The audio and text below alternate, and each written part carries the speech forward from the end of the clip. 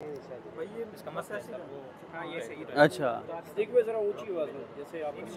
अच्छा जी सर, थोड़ा सा आज की समात के हवाले से बताइएगा। चलिए, ये मैं एक तो शुरू में बता दूं कि उस्मान गुज्जर साहब की फरमाइश पे मैं ये आज की समात का अहवाल जो है वो बता रहा हूँ। वैसे तो क्योंकि मैं कोशिश होती है कि आप जाके उसको लिखें प्रॉपर लिख के और फिर आप अपडेट करें, लेकिन क्योंकि गुज्जर साहब का हुक्म है तो आज की समात के 4-5 अहम पॉइंट्स थे। उसमें एक जो सबसे इंपॉर्टेंट पॉइंट था वो ये था कि मियाँ गुल हसन औरंगज़ेब साहब ने एक बहुत इंपॉर्टेंट उन्होंने बात की।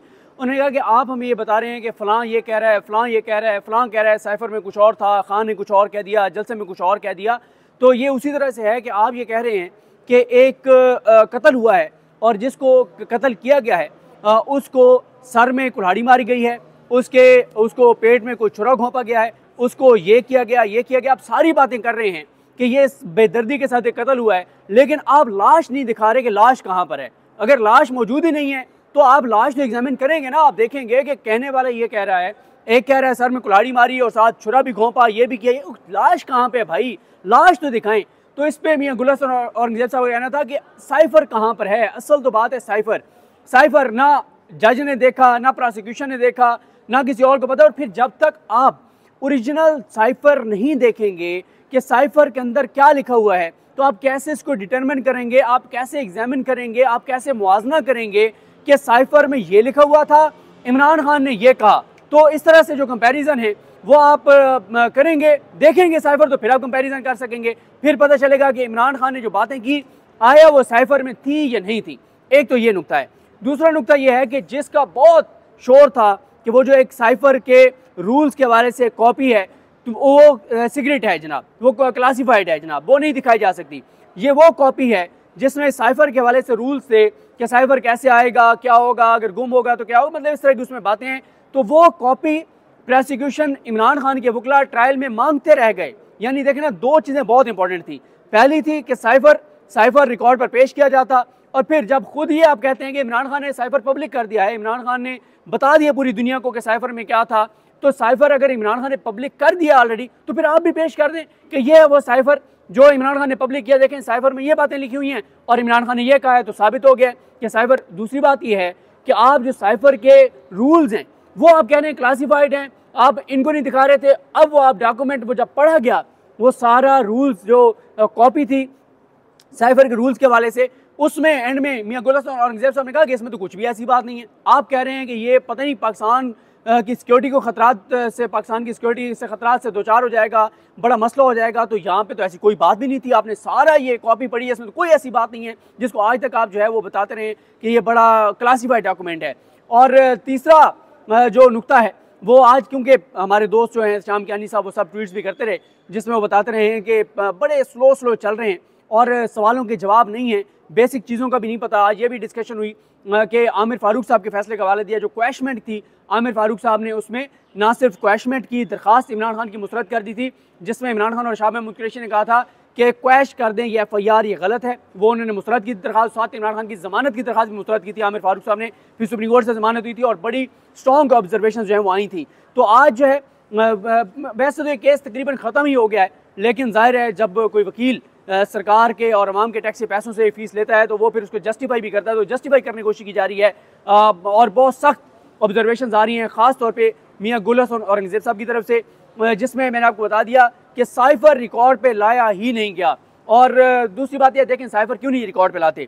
साइफर जिस दिन रिकॉर्ड पर आ गया, जिस दिन साइफर रिकॉर्ड पे आ गया, उस दिन इमरान खान का, वैसे तो आप पूरी कौम को इमरान खान पर एतमाद है, यकीन है कि वो जो बात कर रहे हैं वो दुरुस्त कह रहे हैं, लेकिन जिस दिन साइफर रिकॉर्ड पर आ गया उस दिन इन सारों के 14 तबक रोशन हो जाएंगे, पूरी कौम के सामने आ जाएगा कि इमरान खान ने जो बातें साइफर में लिखी हुई बताई हैं वो तो कम बताई हैं, साइफर में उससे ज़्यादा चीज़ें हैं।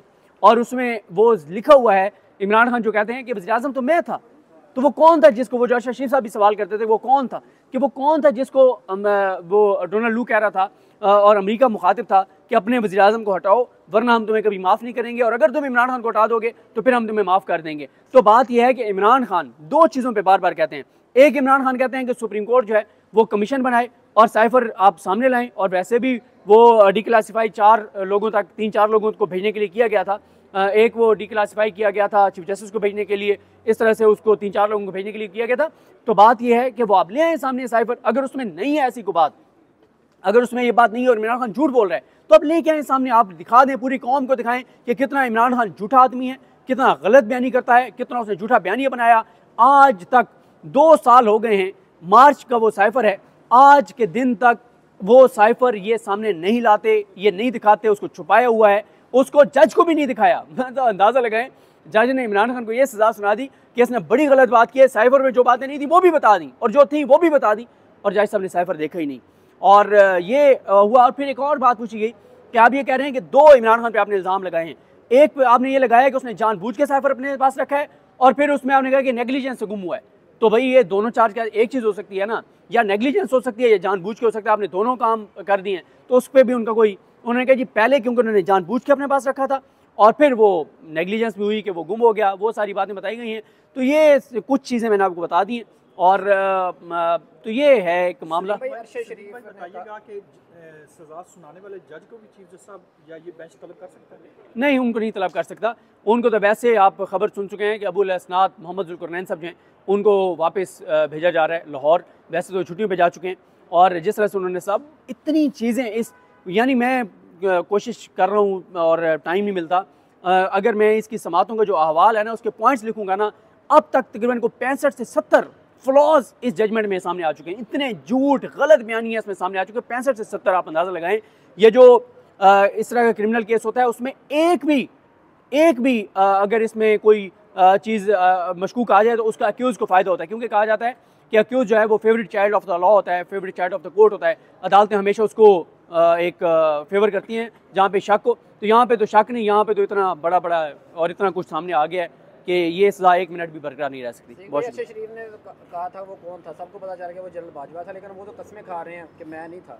इस पे यार इतनी ज़्यादा बात हो चुकी है तो वो अच्छा देखें, वो जिस तरह से है ना कि एक तो वो जो वादे के बारे में भी कहा जाता है, कसम के बारे में चलें, आप वही समझ लें कि तेरे वादे पे जिए हम, तो ये झूठ जान जाना कि खुशी से मर न जाते अगर एतबार होता। मरियम नवाज की वर्दी कैसी लगी आपको? वर्दी देखें, इस अब जो भी अवामी हुकूमत आएगी ना, अवामी मैंडेट वाली, उसको सबसे पहले आके पुलिस की वर्दी तब्दील करनी पड़ेगी। इतना आज उस वर्दी की वक़्त और उसकी हैसियत उसकी गिरी है कि अब ये वर्दी तब्दील करनी पड़ेगी। जो भी अवामी हुकूमत, उसको सबसे पहले आके वर्दी चेंज करनी पड़ेगी। बाकी आप देख रहे हैं BBC ने भी स्टोरी की सबने कि ये वर्दी पहन के आप जाए ना बावल। अगर मेरा ये ख्याल है कि आप सब ये सोच रहे होंगे मरियम साहब ने वर्दी क्यों पहनी है, उन्होंने बेसिकली ये वर्दी पहन के और मैसेज दिया है कि मैं बहावल नगर पुलिस की तरह ताबेदार रहूँगी, और आप हमें मारेंगे भी सही तो हम आपके जिंदाबाद के नारे लगाएंगे। भाई वर्दी उन्होंने सिपाही की पहनी है, डंडा उन्होंने IG वाला उठाया हुआ है, ये कैसे हो सकता है? ये ऐसे ये फिर छोटी मोटी चीज़ें। गुजर साहब आप उन पर तनकीद कर रहे हैं, आप भी बहावल नगर पुलिस की तरह होते हैं अपनी बेगम के सामने कि वो कुछ भी कहे तो आपने सैल्यूट करना और नारे लगाने होंगे। बहुत शुक्रिया।